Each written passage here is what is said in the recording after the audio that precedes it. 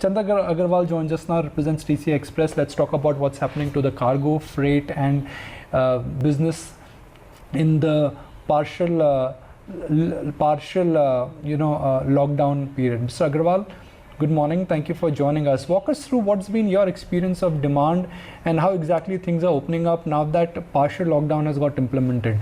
If you have to, let's say, measure your business in just two terms, pre-COVID and current, how much of your business operations are back now? Right. So in the month of April, we had about 5% of the pre-COVID levels. In the month of May, we had about close to almost 35%. And June was about almost 62%. And July, I'm seeing about 80% we're at pre-COVID levels. So I think this is something which we knew is going to happen. This trajectory is something which will be maintained. And I foresee that by September, things should be back to pre-COVID levels. Which industries or sub-segments have seen the maximum comeback? Everything will not normalize in next 1 month to the pre-COVID levels. There are some industries where demand is actually higher. There are some industries where demand will remain lower for a long period of time. So could you categorize for us, where are you seeing demand, where are you seeing depression? So, the kind of verticals that we cater to, they're pretty much quite, as I like to say, recession-proof or pandemic-proof, because if you look at pharmaceuticals, auto spare parts, engineering goods, all of that have come back in a big way. The cars may not sell for the rest of the year, but definitely we will see that the auto spare parts will continue to be selling. Pharma is something which is going to continue even if there is, it sells more when there's a pandemic. So I do not see any change happening in that also, any reduction happening in that. As far as which vertical do I see reducing or seeing a reduction, I don't think there is any vertical that we cater to has seen any sort of a negativity.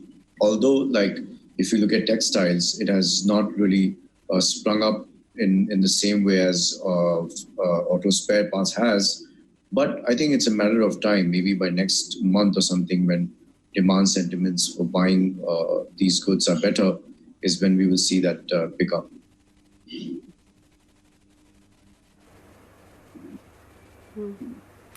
Chander, you have corporates and SME clients as well. And as we understand, 95% of your customers are B2B. How's been the recovery, the pickup, any green shoots, if at all, you're seeing on ground? Right. So the entire spectrum of the growth that I spoke about from 5% to 80% is actually in the B2B segment. And our B2B segment comprises of both the SME as well as the large corporates. So we are seeing traction in both.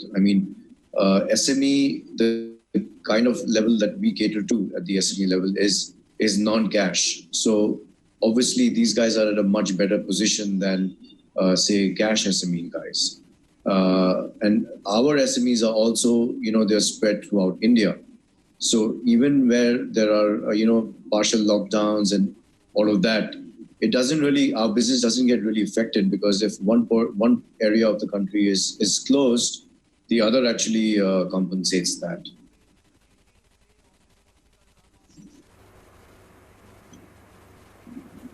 Sure. As we understand, you've planned a capex of about 400 crore rupees for 5 years, of which 119 crore rupees has already been spent in the last 3 years. Would you stall the capex plan just yet and maybe look at, capex, say after a hiatus of a year, or do you think everything is planned so far and is going as per plan? It is all going as per plan.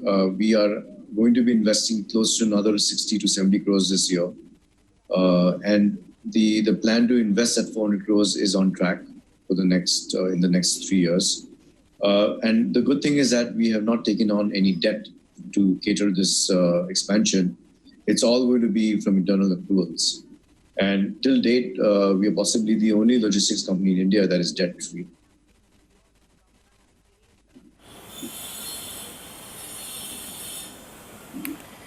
Sure. Chandan, just to get a sense also in terms of the outlook going forward now, and you've touched upon that, but in a little bit more detail, you've got two new sorting centers in Gurgaon, in Pune, how those will perhaps help in operational efficiencies going forward as well. And even in terms of client mix, perhaps if we go a little bit more into detail in terms of where you see traction coming in first and foremost.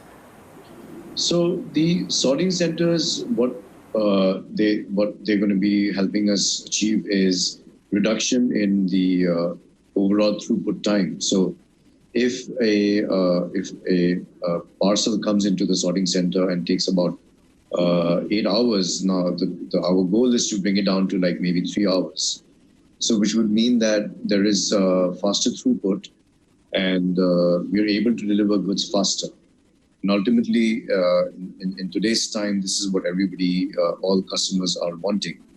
So New Delhi being a very important location for North India, I feel that it's going to be really assisting the entire nation as such. And Pune being the focal point for manufacturing for automotive in Western India is also going to be helping us in achieving that traction.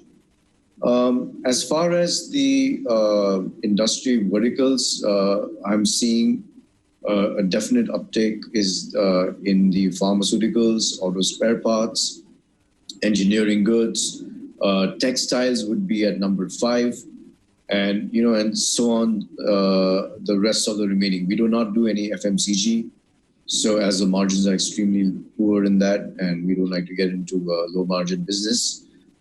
So in general, we're seeing a good trend in all the profitable sectors that we're in.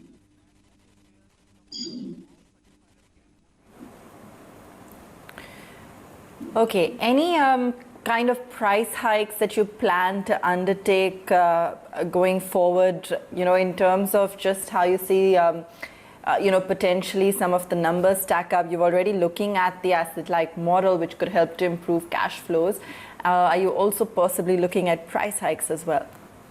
Yeah, so we've already done about 3% price hike in Q1, and which has only covered about 20% of the customers. I think in the next quarter, by next quarter, we would see another price hike coming up. That process is on. It's like a continuous process. And by year end, I would imagine that we would have at least touched about 5 to 6% increase in prices. And this is also something which is needed as the diesel price is increasing day by day. And it is something which is justified. It is not just to inflate our profits.